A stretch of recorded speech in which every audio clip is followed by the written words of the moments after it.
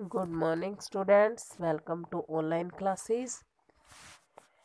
Students, हमने हमारी previous class में लेसन स्टार्ट किया था कन्फ्रंटिंग मार्जिनलाइजेशन। इसमें मैंने बताया था कि मार्जिनलाइजेशन क्या होता है और उसका कन्फ्रंट, उसका सामना कैसे किया जाता है। फिर हमने एक स्टोरी पढ़ी थी इसी लेसन में, जो एक लड़का था,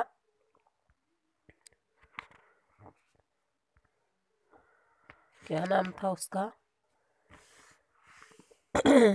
रत्नाम, कि उसके परिवार को एक प्रथा का सामना करना पड़ता है। वो प्रथा ये थी कि पंडितों को भोजन के लिए बुलाया जाता है और फिर जिस पानी से पंडितों के पांव धोए जाते हैं उस पानी से रतनाम की फैमिली को नहाना होता था। लेकिन जो रतनाम था वो इस परंपरा से मना कर देता है।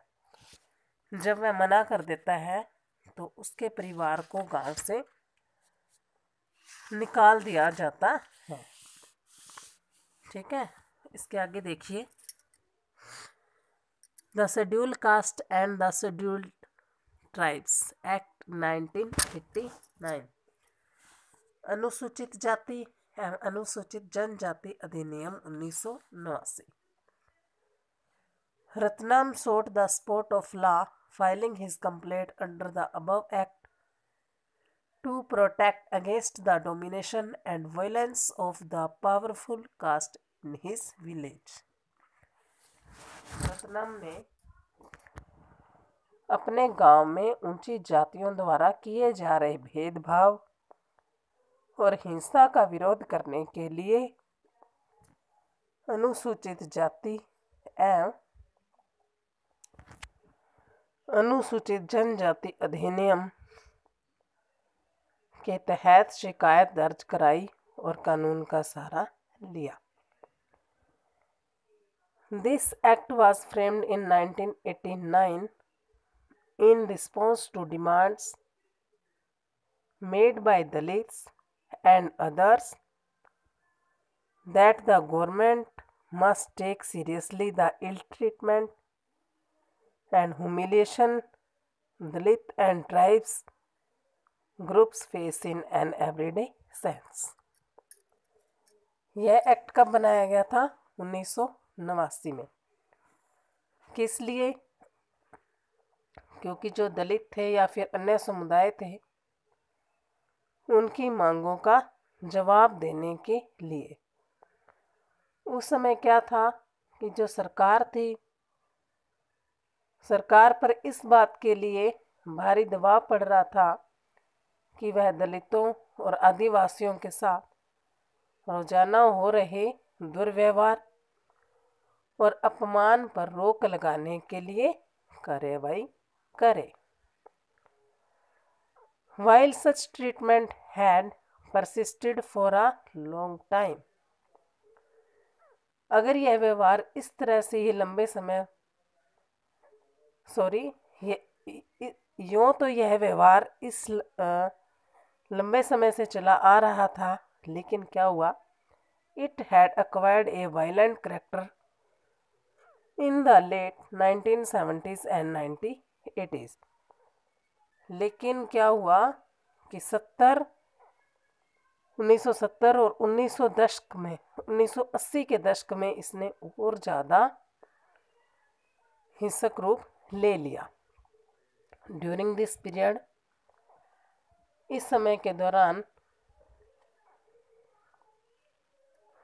in parts of southern India, a number of assertive Dalit groups came into being and assertive their rights. इस दौरान दक्षिण भारत के कई हिस्सों में अपने राइट्स का दावा करने वाले बहुत सारे दलितों ने आवाज उठाई।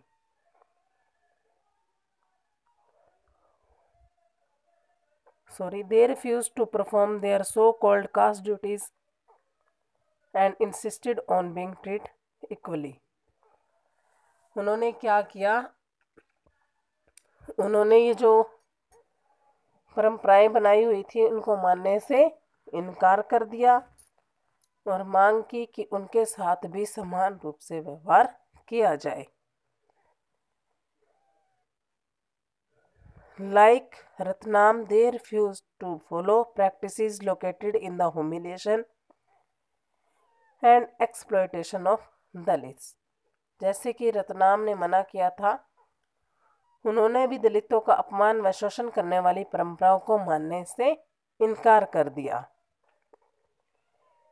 In order to indicate to government that untouchability was still being practiced and in the most hideous manner. Dalit groups demand new laws that would list the various sources of violence against Dalits and prescribe stringent punishment for those who indulge in them.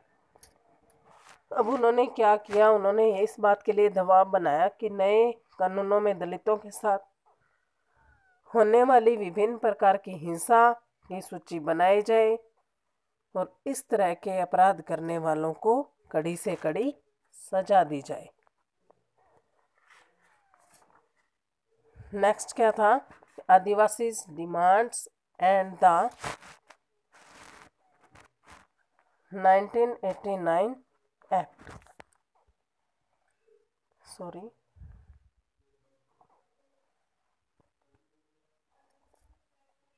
आदिवासियों की demand और 1989 का act क्या था. The 1989 Act is important for another reason. यह भी एक अधिनियम था जो एक और वजह से महत्वपूर्ण था. Adivasi activist refers to it to defend their right to occupy land that was traditionally there. Adivasi जो थे वो अपनी परंपरागत जमीन पर अपने कब्जे के लिए एक कानून का सहारा चाहते थे. वो चाहते थे कि जो उनकी परंपरागत ज़मीन है उनको प्राप्त करने के लिए उन्हें अधिकार दिए जाएं. जैसा कि हमने प्रीवियस चैप्टर में पढ़ा था कि आदिवासी जो थे वो ना चाहते हुए भी एक स्थान से दूसरे स्थान पर घूमते थे और जो एक्टिविस्ट थे, कार्यकर्ता थे, have asked that those who have forcibly encroached upon tribal land should be punished under this law. और उन्होंने कहा था कि जिन लोगों ने आदिवासियों की ज़मीन पर कब्जा कर लिया है उन्हें इस कानून के तहत सज़ा दी जानी चाहिए. यह कानून इसीलिए ही बनाया गया था कि जो आदिवासी थे ना उनकी डिमांडों को पूरा किया जाए और जिस भी ज़मीन पर उनका अधिकार है वो उन्हें वापस मिलनी चाहिए. और बाद में कंक्लूजन क्या निकला था, एज वी कैन सी, जैसा कि हम देखते हैं, the existence of A right और ए लॉ और even a policy on paper does not mean that it exists in reality. कि किसी भी कानून या नीति को कागज़ पर लिख देने का यह मतलब नहीं होता कि वो वास्तव में लागू हो चुका है. People have to constantly work on or make efforts to translate this into principles that guide the action of their fellow citizens or even their leaders. तो लोगों को यह कोशिश करनी पड़ती है कि उनके जो नागरिक हैं या फिर जो लीडर्स हैं वो इन पर कार्य करें. The desire for equality, dignity and respect is not new. बराबरी, इज्जत और आदर ये कोई नई बात नहीं है. It has existed in different forms throughout our country as you have seen in this chapter. यह बात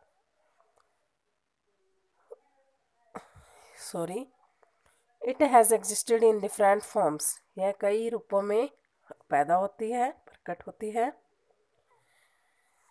जैसा कि इतिहास में हमने इस चैप्टर में देखा, similarly even in a democratic society, इसी प्रकार से लोकतांत्रिक समाज में भी similarly processes of struggle, writing, negotiation and organising need to continue. लोकतांत्रिक समाज में भी संघर्ष, लेखन, सौदेबाजी की प्रक्रियाएं जारी रहनी चाहिए। ये लेसन हमारा कंप्लीट हो चुका है। इसका फर्स्ट और सेकंड क्वेश्चन हमने प्रीवियस क्लास में किया था। इसके साथ मैं आज आपको इसका थर्ड क्वेश्चन सेंड करूँगी, वो आपने लर्न करना है। Okay students, bye, have a nice day.